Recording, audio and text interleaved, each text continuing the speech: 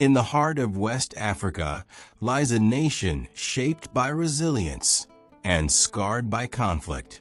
In a time where coups, foreign interference, and terrorism gripped Burkina Faso, a quiet but determined soldier emerged. He did not seek fame nor fortune, but justice, sovereignty, and unity. This is not just the story of a man, it's the journey of a warrior who became a symbol of revolution. This is the rise of Ibrahim Traoré, the soldier, the revolutionary, the president of Burkina Faso. On a quiet day, March 14, 1988, in the humble village of Kara, deep within Burkina Faso's Muhan province, Ibrahim Traoré was born. Far from the bright lights of the capital and distant from political power, his childhood was rooted in simplicity and community. Growing up in the small town of Bondakwi, young Ibrahim was known as a thoughtful and serious boy, quiet but exceptionally bright and focused. These early years, spent surrounded by nature and hardworking families, planted the seeds of determination that would later shape his path. As Ibrahim Traoré stepped into adolescence, he moved to Bobo Dioulasso, the bustling second-largest city of Burkina Faso. Here, amid the vibrant streets and historic buildings, he attended high school, quickly earning a reputation as a quiet, focused, and gifted student. In 2006, Traoré took a decisive step by enrolling at the University of Ouagadougou to study geology. Yet, his academic pursuits were only part of the story. Outside lecture halls, he became deeply involved in student activism. He joined the Marxist National Association of Students of Burkina Faso, a group advocating social justice and political change. He was also active in the Association of Muslim Students, reflecting his commitment to community and faith. Back in Burkina Faso, Captain Traoré faced a harsh reality. Despite the risks soldiers took on the front lines, they were left without proper equipment or support. Meanwhile, those in power were indulging in corruption, handing out suitcases of money to secure their positions, while the army struggled. Disillusioned but determined, Traoré became the voice for his fellow soldiers, speaking out against the injustice and calling for change. His courage to challenge the system marked the beginning of a new chapter, one that would change his country forever.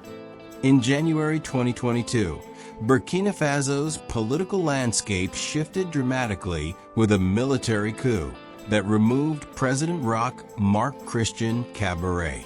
Ibrahim Traoré was among the officers who supported this change, hoping for a new direction. However, the new leader, Paul-Henri Damiba, soon disappointed many, especially those fighting on the front lines. As violence surged and promises went unfulfilled, tensions grew, and by September 30th, 2022, Captain Traoré, backed by the elite Cobra Special Forces, launched a daring coup of his own. At just 34 years old, he seized control, becoming one of the youngest leaders in the world. After seizing power, Ibrahim Traoré declared himself the interim president and supreme head of the armed forces. His presidency was defined by a firm, almost enigmatic leadership style, calm, calculated, and focused on the ongoing battle against jihadist insurgents threatening Burkina Faso's stability. In April 2023, he called for a general mobilization of the entire population, a rallying cry to defend their homeland. He vowed to reclaim all territories lost to rebels and refused to negotiate until his forces had weakened the insurgency. Though initially promising democratic elections by 2024, Traore later acknowledged that peace and security must come first before any political transition. One of President Traore's most significant moves was reshaping Burkina Faso's international alliances.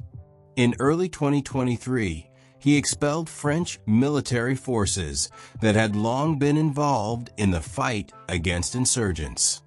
Declaring a desire to look at other horizons, Traore pivoted towards new partnerships with countries like Russia and Turkey. This realignment sparked controversy and speculation, especially with reports of collaboration with Russian mercenaries from the Wagner Group. Traore denied formal ties, insisting his nation's fight was led by its own defenders. In July 2023, symbolizing this shift, the Burkinabe government reopened the Russian embassy, signaling closer diplomatic ties and a bold new chapter in its foreign relations. Beyond the battlefield, President Traore set his sights on economic independence and reform.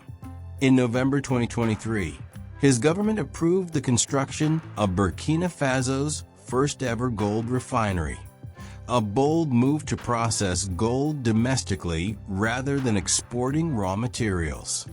This initiative aimed to boost government revenues and create thousands of jobs for local communities. By early 2024, Traore took further steps to combat illegal gold smuggling by suspending export permits for small-scale producers, aiming to formalize the gold trade and ensure the wealth generated truly benefits the nation. Ibrahim Traoré's leadership has not been without challenges. In September 2023, factions within the military attempted to overthrow him, but his grip on power held firm. By May 2024, national consultations extended his mandate by 5 years, allowing him to continue leading Burkina Faso through uncertain times. Though opinions about his rule remain divided, many see Traore as a symbol of resistance, a leader unafraid to stand against foreign influence and internal turmoil. Asterisk from a quiet village in Muhan province to the highest office in Burkina Faso, Ibrahim Traoré's journey is one of courage, conviction, and controversy. A soldier turned leader, his story is still unfolding, shaping the future of his nation amid complex challenges. Whether history remembers him as a liberator or a strongman, his impact on Burkina Faso is undeniable. If you found this deep dive into Ibrahim Traoré's life insightful, please like, share, and subscribe to our channel for more stories that shape the world. Don't forget to hit the bell icon to stay updated with our latest videos. Thank you for watching.